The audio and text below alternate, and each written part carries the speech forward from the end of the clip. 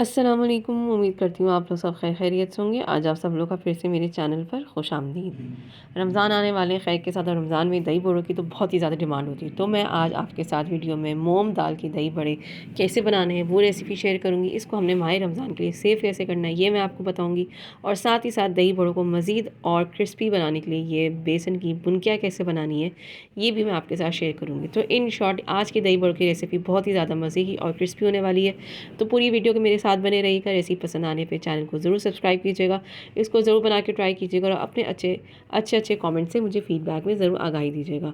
Recipe पसंद आए तो लाइक भी कीजिएगा, अपने फ्रेंड्स और फैमिली के साथ इसको ज़रूर शेयर कीजिएगा। तो चलें अब बगैर किसी टाइम को वेस्ट किए बगैर हम लोग दही बड़े की रेसिपी की तरफ बढ़ते हैं, जिसके लिए सबसे पहले यहाँ पे हम लोग मूंग दाल के जो है पकौड़ों की तैयारी कर लेते हैं। एक यहाँ पे मैंने बॉल ले लिया है। अच्छा, चूँकि मैं ये बना के जो फ्रीज़ करूँगी इसलिए मैं यहाँ पे 2 कप मूंग की दाल ले रही हूँ। आप लोग चाहें तो रेसिपी को जो है आधा भी कर सकते हैं।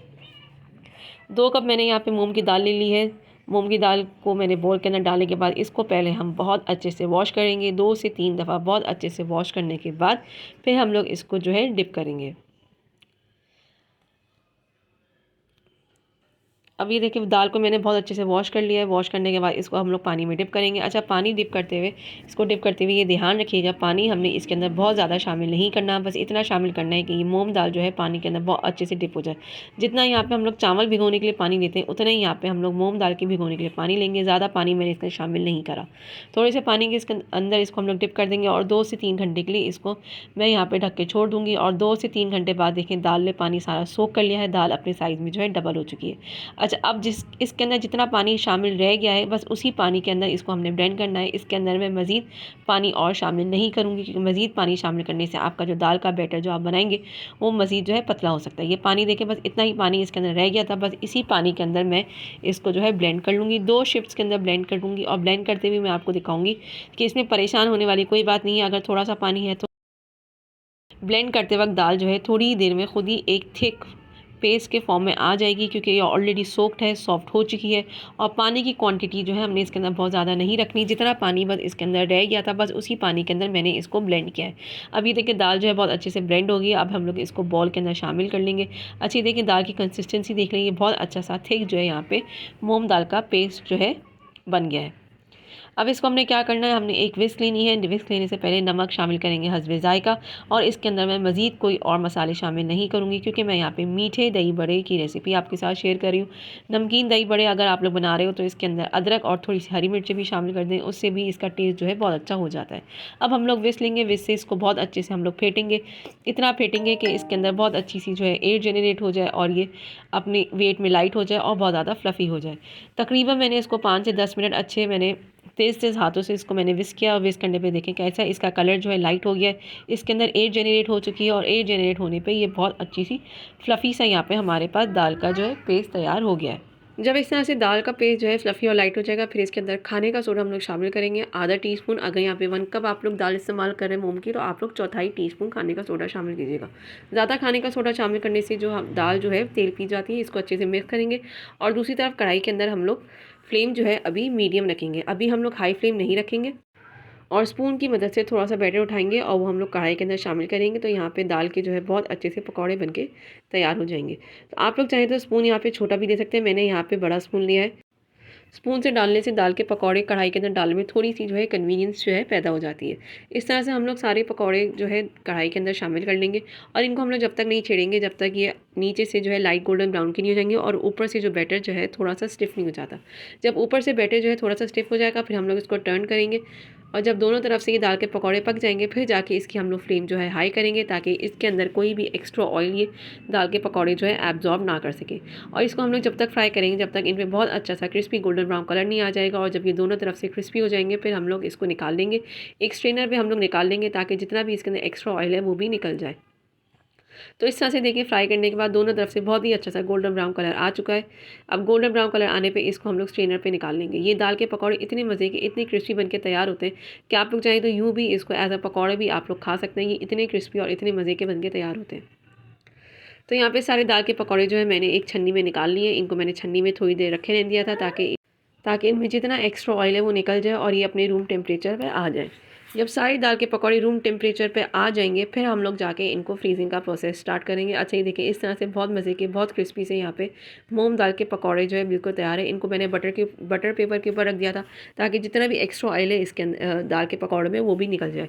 यहाँ पर मैंने एक जिपलॉक बैग ले लिया है। दाल के पकौड़े सारी रूम टेम्परेचर पर आ चुके हैं। इस जिपलॉक बैग को मैंने बहुत अच्छे से साफ़ कर लिया था। इसको साफ़ करने के बाद अब हम लोग इसके अंदर जो है सारे दाल के पकौड़े शामिल कर देंगे और दाल के पकौड़े इसके अंदर डालने के बाद जो है अच्छे से इसको जिपलॉक कर देंगे और फिर इसको 1 महीने के लिए हम लोग बहुत आराम से जो है फ्रीज़ कर सकते हैं। अब ये सारे दाल के पकौड़े मैंने फ्रीज़ कर दी थी और फ्रीज़ करने के बाद थोड़ी देर बाद मैंने दही बड़ों की तैयारी करी थी और मैं दही बड़ों के लिए यही जो फ्रीज़ पकौड़े मैंने फ्रीज़र में रखे थे यही पकौड़े मैं इसके अंदर शामिल करूँगी। तो इस तरह से दाल के पकौड़ों को सारे जिपलॉक मैंने कर दिया। अब इसको हम लोग बहुत आसानी के साथ 1 महीने के लिए आराम से जो है फ्रीज़ कर सकते हैं। अब मैं यहाँ पे आपको मीठी दही का रेशियो बता देती हूँ। यहाँ पे एक ग्राइंडर के अंदर मैंने आधा किलो जो है दही शामिल करी है। दही शामिल करने के बाद मैं इसके अंदर 1/4 कप जो है चीनी का शामिल करूँगी। अच्छा, चीनी यहाँ पे आप लोग अपने हिसाब से, अपने टेस्ट के हिसाब से शामिल कर सकते हैं, कम या ज़्यादा कर सकते हैं। चीनी शामिल करने के बाद आधा कप जो है इसके अंदर मैंने दूध शामिल करा है। दूध की बजाय आप लोग यहाँ पर क्रीम भी शामिल कर सकते हैं और क्रीम शामिल करने के बाद इसको बहुत अच्छे से मैंने ब्लेंड दे दिया है कि इतना ब्लेंड दिया है कि चीनी जो है अच्छे से इसके अंदर डिज़ोल्व हो जाएगी। इसको मैंने एक बॉल के अंदर ट्रांसफ़र करा। बॉल के अंदर ट्रांसफ़र करने के बाद इसको फ्रिज में रख दिया ताकि ठंडे हो जाए। अच्छा, अब ये वही जिपलॉक बैग है जिसको थोड़े दिनों पहले मैंने फ्रीज़ करा था। इसको मैंने फ्रीज़र से निकाला है और उसके अंदर से मैंने जितने पकौड़े मुझे दही बड़ों के लिए चाहिए थे वो मैंने निकाल लिए। इसको वापस से मैंने जिपलॉक करा और बाद में दोबारा से इसको मैंने फ्रीज़र के अंदर रख दिया। अच्छा, ये दाल के पकौड़ों के अंदर मैंने पानी शामिल करा है। इसको अब पानी शामिल करने के बाद इसको अच्छे से हम लोग डिप कर देंगे पानी के अंदर। इतने दाल के पकौड़े हमारे पानी के अंदर डिप है। अब हम लोग बहुत मज़े की और बहुत क्रिस्पी बेसन की बुनकियों की तरह बढ़ते हैं। एक यहाँ पे मैंने बॉल ले लिया। बॉल के अंदर 1 कप मैंने जो है बेसन शामिल करा है। बेसन शामिल करने के बाद 1 कप ही मैं इसके अंदर थोड़ा थोड़ा करके पानी शामिल करूँगी, बल्कि थोड़ा सा पानी जो है मैं बचा लूँगी। अगर ज़रूरत पड़ी तो मैं और डालूँगी। पहले थोड़ा सा पानी मैंने इसमें शामिल करा है। इसको मैं बहुत अच्छे से विस्क करूँगी। विस्क करके मैं इसकी कंसिस्टेंसी इतनी लेकर आऊँगी कि बहुत अच्छे से फ्लोई कंसिस्टेंसी में हो, बहुत ज़्यादा ना गाढ़ा हो ना ही बहुत ज़्यादा पतला हो। देखिए, इसको मैंने बहुत अच्छे से विस्क करा। इसकी कंसिस्टेंसी आप देख लेना, बहुत पतली है ना बहुत गाढ़ी है, बहुत अच्छी यहाँ पे इसकी फ्लोई जो है कंसिस्टेंसी है। बस यही कंसिस्टेंसी हमको चाहिए। अब इसके अंदर नमक हम लोग हस्बे ज़ायका शामिल करेंगे। नमक हस्बे ज़ायका शामिल करेंगे। इसको दोबारा से अच्छे मैं विस्क दूँगी ताकि नमक जो है बहुत अच्छे से बेसन के बैटर के अंदर डिज़ोल्व हो जाए। अब इसके अंदर मैंने मज़ीद कोई और चीज़ शामिल नहीं करी। बेकिंग पाउडर खाने का सोडा इसके अंदर मैंने बिल्कुल भी शामिल नहीं करा। इसको मैंने एक कप के अंदर शामिल कर लिया। कप के अंदर शामिल करने के बाद अब हम इसकी फ्राइंग की तरफ बढ़ते हैं। एक कढ़ाई मैंने ली थी। कढ़ाई की फ्लेम जो है मेरी मीडियम टू हाई थी। ये चमचा मैंने ले लिया था जिससे हम लोग चावल निकालते हैं। ये आपका चमचा जो है ना गर्म होना चाहिए, ना इसके ऊपर ऑयल लगा हुआ होना चाहिए। बिल्कुल क्लीन ये चमचा होना चाहिए। फिर इसके ऊपर से हम लोग यहाँ पे बुनकियाँ हम लोग बनाएंगे। इसके ऊपर से हम लोग यहाँ पे बेसन का बैटर गिराएंगे तो चमचे के नीचे से जो है बहुत सारी, ये देखिए छोटी छोटी बुनकियाँ जो है बेसन की बनके तैयार हो रही हैं। ये इतनी खूबसूरत और इतनी छोटी छोटी बुनकियाँ बनके तैयार होती हैं और साथ ही साथ ये इतनी क्रिस्पी बनके तैयार होती हैं कि जब आप लोग इसको दही बड़ों के अंदर शामिल करेंगे तो आपके दही बड़ों में और मज़ीद क्रंच और क्रिस्पी टेस्ट आएगा। ये देखिए, मैं आपको करीब से दिखा दूँ कितनी छोटी और कितनी प्यारी बुनकियाँ ये बनके तैयार हो रही हैं। बस आपने इस बात का मेक श्योर करना है कि जब आप लोग चमचे से जो बेसन का बैटर जो है वो डालेंगे तो चमचा ना आपका गर्म होना चाहिए, ना ही उसके अंदर तेल लगा हुआ होना चाहिए। तो उससे क्या होगा, इससे जब आप लोग बेसन का बैटर चमचे के ऊपर डालेंगे तो बेसन चमचे के ऊपर ही बेसन का बैटर जो है चिपक जाएगा, ना कि फिर जो नीचे जो बुनकियाँ आने में थोड़ी सी जो है दुश्वारी होगी, क्योंकि बैटर जो है चमचे में ऑलरेडी चिपका हुआ होगा तो नीचे से बुनकियाँ जो है नहीं गिरेंगी। तो ये मेक श्योर आपने लाजमी कर लेना है। इस तरह से जब बेसन की बुनकियाँ जो है अच्छी सी गोल्डन ब्राउन कलर की हो जाएंगी फिर हमने इसको उतार लेना है। उतार के दोबारा से इसको स्ट्रेनर में रखना है, छन्नी में रखेंगे ताकि इसके अंदर जितना एक्स्ट्रा ऑयल है वो निकल जाए। ये इतनी क्रिस्पी बनके बेसन की बुनकियाँ बनके तैयार होती हैं कि थोड़ी देर बाद भी इनकी क्रिस्प जो है, इनका क्रंच जो है बरकरार रहता है, कहीं भी नहीं जाता।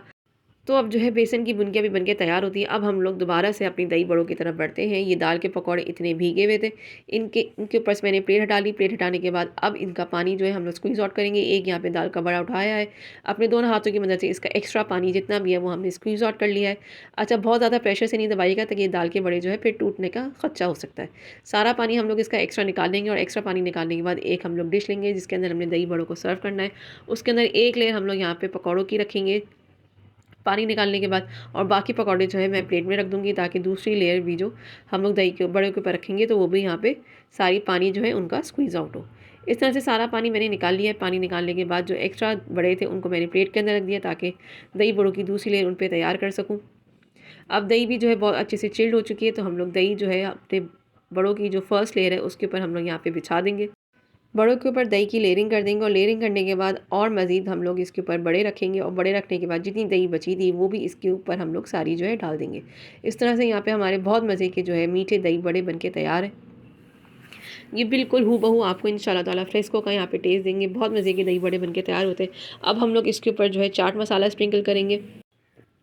दही बड़ों के ऊपर थोड़ा सा चाट मसाला स्प्रिंकल करने के बाद इसके ऊपर हम लोग बेसन की जो हमने बुनकियाँ बनाई थी बहुत मज़े की, बहुत क्रिस्पी और बहुत क्रंची, वो हम लोग इसके ऊपर शामिल करेंगे। बेसन की बुनकियाँ शामिल करने के बाद इसके ऊपर मज़ीद क्रिस्पी इसको बनाने के लिए मैं इसके ऊपर जो है पापड़ी शामिल करूँगी। दही बड़ों के ऊपर पापड़ी शामिल करने के बाद इसके ऊपर अगर आप चाहें, ये बिल्कुल टोटली ऑप्शन है, मेरे पास हरी चटनी रखी हुई थी, थोड़ा सा दही बड़ों को कलर देने के लिए मैंने इसके ऊपर हरी चटनी जो है थोड़ी थोड़ी सी डाली, ज़्यादा मैंने नहीं डाली।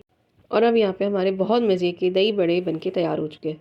तो उम्मीद करूँगी इंशाअल्लाह ताला आज की रेसिपी आपको ज़रूर पसंद आई होगी। पसंद आने पे चैनल को ज़रूर सब्सक्राइब कीजिएगा और मुझको अपनी दुआ में ज़रूर याद रखिएगा। तब तक के लिए आपसे बहुत जल्दी नेक्स्ट वीडियो में मुलाकात होती है। अल्लाह हाफ़िज़, जज़ाकल्लाह खैर।